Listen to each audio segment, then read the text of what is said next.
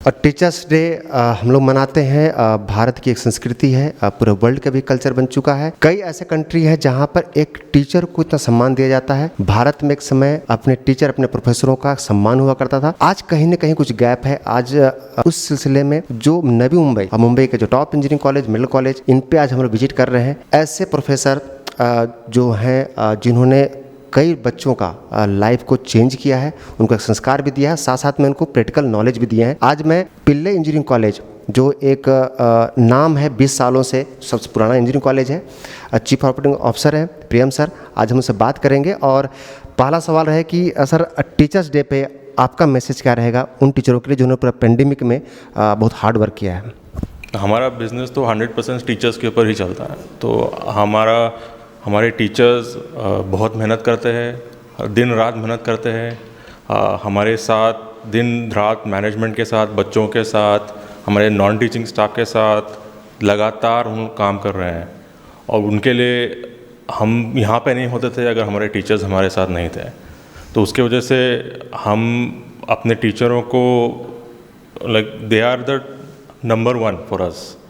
उनका ख्याल रखना, देखभाल करना सस्टेनेबली, कि वो हम लोग के साथ 5, 10, 20 साल के लिए रहें।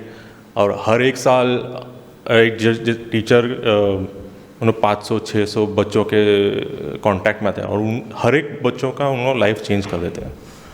तो सर, अब मेरा सवाल यही था सर कि अब जो आज के समय पे जो स्टूडेंट्स हैं और जो टीचर है, आपको लगता है कि कहीं ना कहीं गैप थोड़ा सा बढ़ा है इन कुछ सालों में, और पेंडेमिक के बाद उनका क्या असर होगा, या इस गैप ऑनलाइन की वजह से और बढ़ेंगे, या फिर कैसा होगा? पैंडमिक ने हमने कुछ अलग अलग चीज़ सिखाए हैं कि क्या ऑनलाइन क्या चलता है, ऑनलाइन क्या नहीं चलता है। तो हमारा फोकस था कि अभी पैंडमिक में हम अपने आप को कैसे इम्प्रूव करें, कैसे क्या चीज़ हम कर सकते हैं जो ऑनलाइन जो नहीं कर पाए अभी जो बच्चे अभी वापस कॉलेज में आएंगे उनको कैसा इम्प्रूव करना है। तो उसकी वजह से हमने बहुत सारा इक्विपमेंट खरीद के रखा है जो बच्चों को हैंड्स ऑन ट्रेनिंग दे पाएंगे। तो जो हमारे जो टीचर्स हैं, जो इंजीनियरिंग कॉलेज के टीचर्स हैं, उन्होंने भी ये साल भर में मेहनत किया कि अभी जब भी बच्चे वापस आने वाला है तो इमीडिएटली उनको क्या सीखना चाहिए, इमीडिएटली उनको जॉब्स के लिए क्या पढ़ना चाहिए, और इमीडिएटली मोस्ट इम्पॉर्टेंटली उनको हाथ से क्या काम करना चाहिए। कंप्यूटर पे नहीं, हाथ से उनको इक्विपमेंट पे चलाना चाहिए, प्रोग्रामिंग करना चाहिए। ये क्या चीज़ उनको हाथ से काम करना, वही हम आने के बाद सिखाना चाहिए, क्योंकि ये हाथ से काम करना ऑनलाइन नहीं सीख सकता है, उनको लैब में बैठ के ही सीखना पड़ेगा। एक मैं इस टीचर्स डे पे प्रेम सर के बारे में थोड़ा सा आपको मैं पूछूंगा, उनका पीएचडी तक का सफ़र और बहुत सारे इनोवेटिव जो काम करते हैं, तो उस सफ़र के बारे में, उनका स्कूल से लेकर पीएचडी तक का सफ़र आप यदि बता पाएँ थोड़े से शब्दों में। वो तो लंबा सफ़र है। मैं तो स्कूल बम्बई में ही गया 12वीं तक, फिर मैं यूएस में यूसी बर्कली और एमआईटी में जाके मेरा पीएचडी वहाँ से मैंने किया है। उसके बाद मैं वहाँ पे आके बच्चों को सिखाता हूँ। मेरा सबसे most best thing is the interaction with students. जो बच्चों के साथ मेरा इंटरेक्शन होता है, जो मैंने जो सीखा, मैं सबसे ज़्यादा बच्चों से मैं ज़्यादा सीखता हूँ, वो मेरे से कम सीखते हैं कभी कभी। तो मैं जो सीखता हूँ और जो मैं उनको भी दे सकता हूँ, दैट इज़ माई प्लेजर। तो मेरे जो स्टूडेंट्स हैं, अभी मेरे पीएचडी के स्टूडेंट्स हैं, मेरे मास्टर्स के स्टूडेंट्स हैं, उन्हें मैं सिखाता हूँ सबसे मोस्ट इम्पॉर्टेंटली आप अपने आप कैसे सीख सकते हैं, राइट। तो मैं उनको सिखा सकता हूँ बहुत सारा चीज़, उससे ज़्यादा मैं उनको सब कुछ नहीं सिखा सकता हूँ। तो number 1 thing I like to मैं बताता हूँ कि आप अपने आप क्या सीख सकते हो, वही उसी पे फोकस कीजिए। और जब मेरा जॉब ख़त्म होता है, जब बच्चों का they don't need me any more, मेरा ज़रूरत ही नहीं है। टीचर का जॉब है जो टीचर की ज़रूरत नहीं चाहिए। बच्चों खुद जाके अपने आप किताब पढ़ के, इंटरनेट पे जाके, गूगल पे जाके सीख सकता है कि मैं कैसा कर सकता हूँ। तो एक यंग प्रोफेसर और एक टैलेंटेड, जो खासकर एमआईटी लोगों को जाने का सपना होता है, यूएस में कई बच्चों का सपना होता है, तो उसका जो एक्सपीरियंस और आपको जो यहाँ आने के बाद तो कुछ चेंजेस नज़र आया कि ये चीज़ हम कर सकते हो जो यहाँ पर गैप था, उस गैप को कैसे फुलफिल कर सकते हैं, जो MIT में पढ़ाते हैं यहाँ पर क्यों नहीं हो सकता? नहीं, ऐसा सी MIT है, वो US में है, US की संस्कार ऐसी है, US में का लॉज ऐसा है, और हम इंडिया में सब कुछ अलग ही है। तो हमको नहीं देखना चाहिए कि MIT कहाँ है, वहाँ का हम इधर ही कॉपी पेस्ट करके चला रहे, ऐसा नहीं होना चाहिए। हमें अपने खुद के सॉल्यूशंस निकालने चाहिए जो इंडिया में चलेंगे। हमारे देश में हमारी संस्कार है, हमारे लोग हैं, हमारी जनता है, अलग ही है US से। तो हमारे जो सॉल्यूशंस निकालने हैं वो इंडिया के लिए है, इंडिया के लिए ही निकालनी चाहिए। उसी के हिसाब से हमें भी सिखाना चाहिए दैट हमारे देश में बहुत सारे प्रॉब्लम्स है, इश्यूज़ है। लेट अस नॉट, हम लोग देखने नहीं चाहिए कि MIT में क्या होता है फिर इधर वही करें, वो नहीं चलेगा। लेकिन बच्चों का एक बड़ा सपना होता है कि मैं जाऊँ तो MIT में पढ़ाई करूँ, ऐसा क्यों? ऐसा क्योंकि MIT में बहुत स्मार्ट लोग हैं, वेरी इंटेलिजेंट पीपल, वहाँ पे बहुत अपॉर्चुनिटीज़ मिलते हैं, वहाँ पे पगार भी मिलता है ज़्यादा, तो देर आर वो सब चीज़ है। बट अल्टीमेटली हम इंडिया में हैं, हमारे इंस्टीट्यूशंस इंडिया में है, हमारी जनता इंडिया में है, और हमें सोचना चाहिए कि इंडिया के क्या प्रॉब्लम्स है, उसको सोल्यूशंस कैसे निकालना चाहिए। वो नेसेसरली हमको MIT में नहीं मिलेगा, वो हमारे इंस्टीट्यूशंस के अंदर से ही मिल जाएंगे।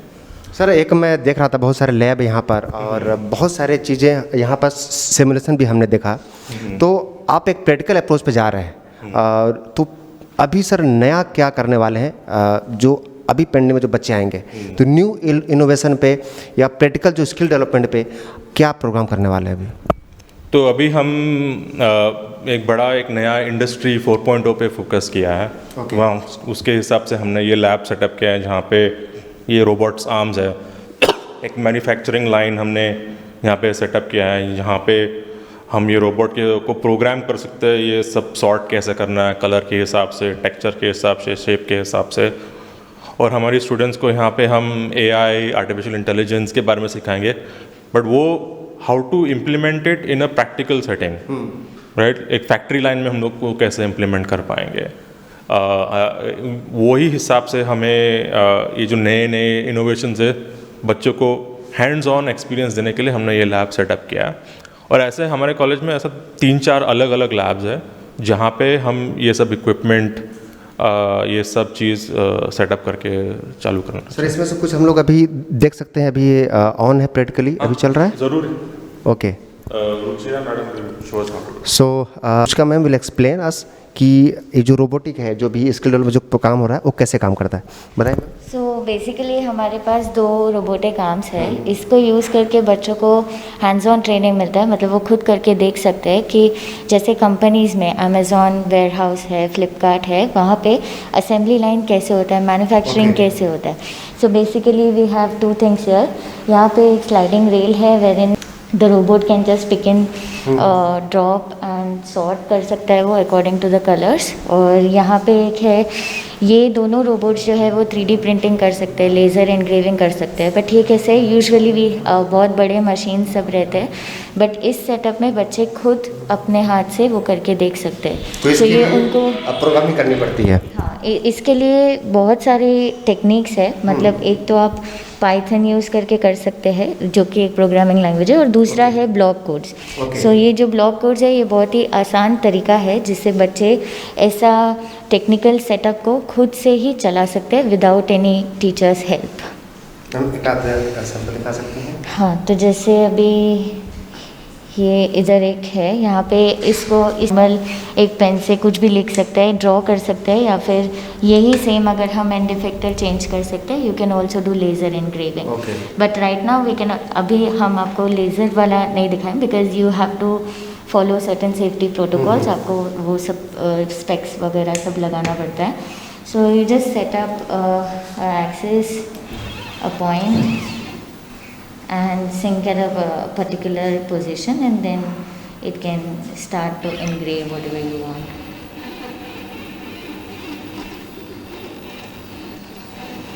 सो ये बच्चे जब भी आते हैं तब हम उनको ये ऐसा हैंड्स ऑन देते हैं। सो हमने डेलिबरेटली इसका स्पीड जो है वो कम रखा है, बिकॉज इफ़ इन केस उन्होंने कैलकुलेट कर दिया, so that can damage the things, so that is why we have gift के लिए। तो इसमें मतलब आर्टिफिशियल इंटेलिजेंस और बाकी टेक्नोलॉजी इस दोनों मिक्स है रोबोटिक्स में?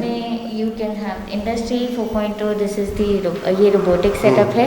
इसमें it is an amalgamation of internet of things, AI, machine learning. You can also, आप इसको मशीन विजन भी दे सकते हैं। इसका एक पिक्सी कैम करके एक आता है जिससे आप उसको सेग्रीगेट, आप अलग अलग चीज़ें आइडेंटिफाई कर सकते हैं। जैसे एज ऑफ नाउ ये सिर्फ कलर आइडेंटिफाई कर रहा है, बट आप इमेज से भी आइडेंटिफाई कर सकते हैं। और आप इसको वायरलेसली भी कंट्रोल कर सकते हैं, मतलब रिमोटली भी आप इसको ऑपरेट कर सकते हैं।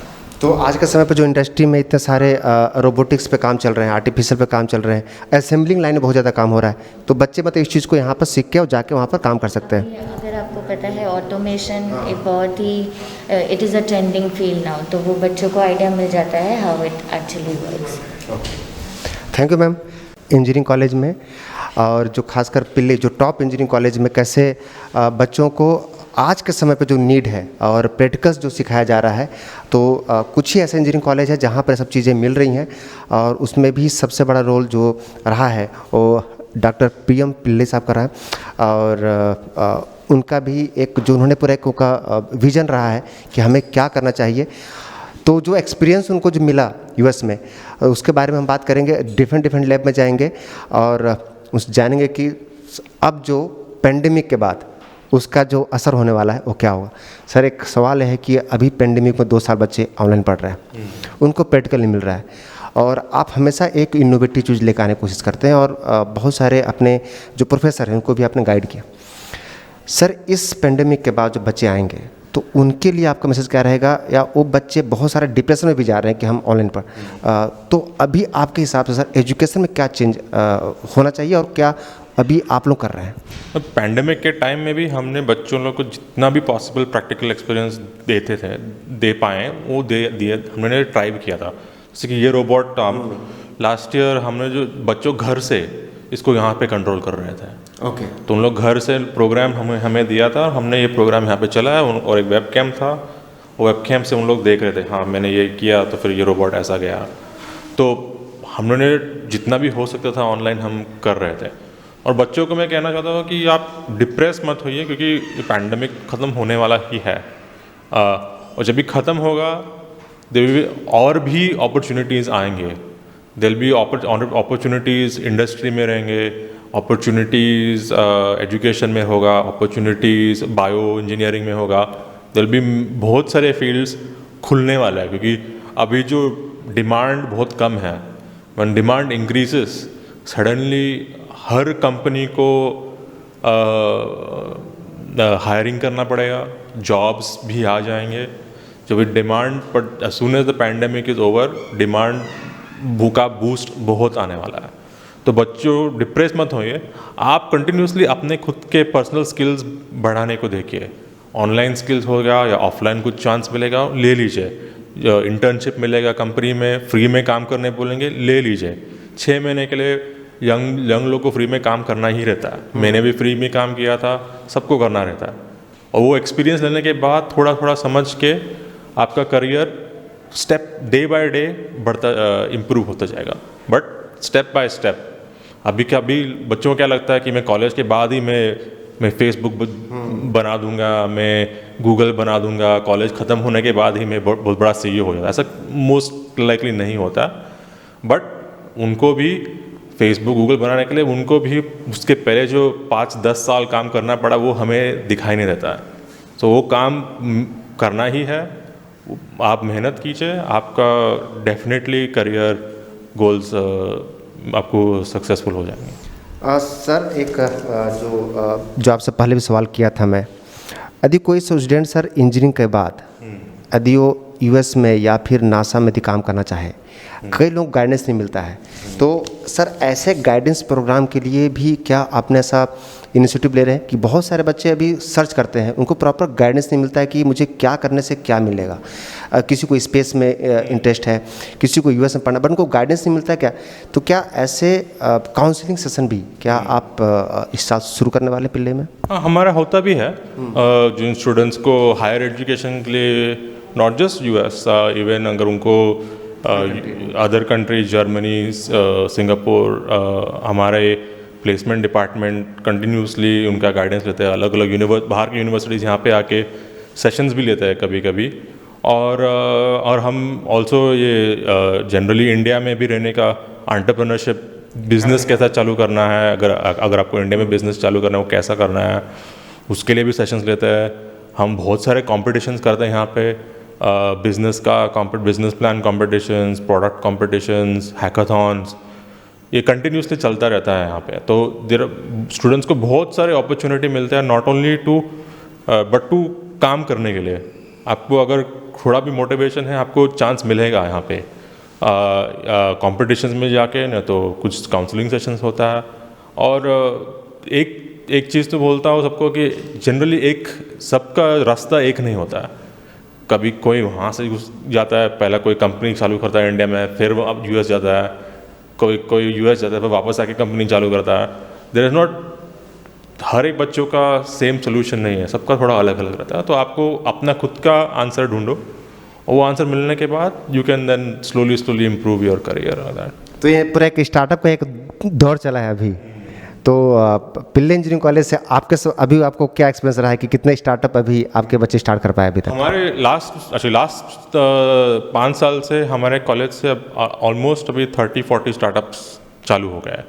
उसमें से हमने एटलीस्ट 20 को कुछ ना कुछ सपोर्ट दिया है, लाइक फाइनेंशियल सपोर्ट दिया है, ग्रांट दिया है, जगह दिए हैं, like free internet, free guidance, CS के साथ मिला है, लीगल के साथ मिला है।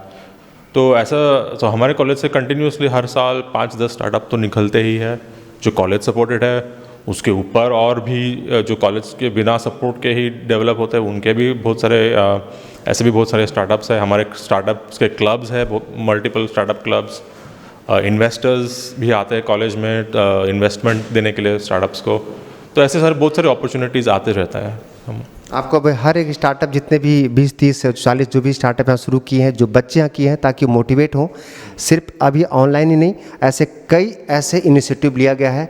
और उन स्टार्टअप से भी हम डिस्कस करेंगे, उन स्टार्टअप को बुलाएंगे अपने स्टूडियो में, ताकि आप जान सकें कि सिर्फ इंजीनियरिंग के साथ साथ सिर्फ आप जॉब के लिए नहीं करते हैं, आप खुद का भी स्टार्टअप स्टार्ट कर सकते हैं। कई ऐसी अपॉर्चुनिटियाँ हैं, काउंसलिंग भी होती है, बशर्ते कि उस जगह पे आप प्रॉपर तरीके से अप्रोच करें। तो बने रहिए द पब्लिक न्यूज़ 24 के साथ।